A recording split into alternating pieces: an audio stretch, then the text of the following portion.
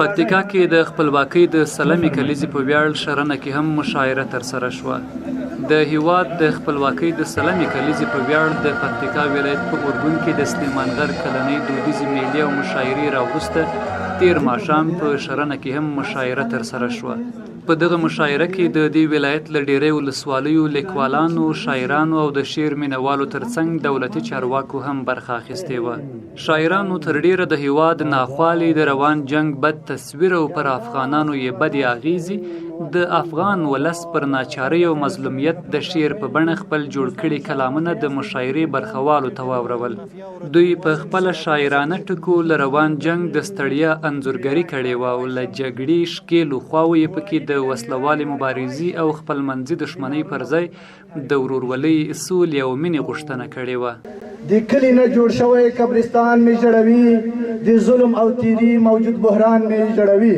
سپینو اوښکو ځینې ډک نو هره ورځ وي ګریوانونه، اوس زموږ په وطن اوري د ګولیو بارانونه. مړ مې ارمان دی ماتمونه دي چوپتیا د ښه ده، مړ مې ارمان دی ماتمونه دي چوپتیا د ښه ده، ژوند مې روان دی د سات ستن نری نری ټکېږي. په یاده مشاعره کې هیواد ته د خپلواکۍ ګټونکي ستر غازي شاه امان الله خان پر سرښندنو او میړانه هم لیکوالو او شاعرانو لیکنې کړې وې.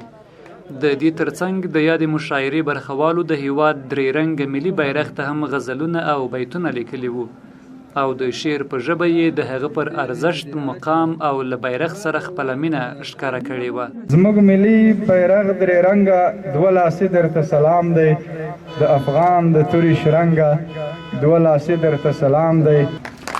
خاورې ته وینه ورکوم مینه به تو ورکوې، په ما او تا به امانت وي تر قیامته پورې. ما د وطن د آبادۍ لپاره خوب لیدلی، افغانستان به سلامت وي تر قیامته پورې.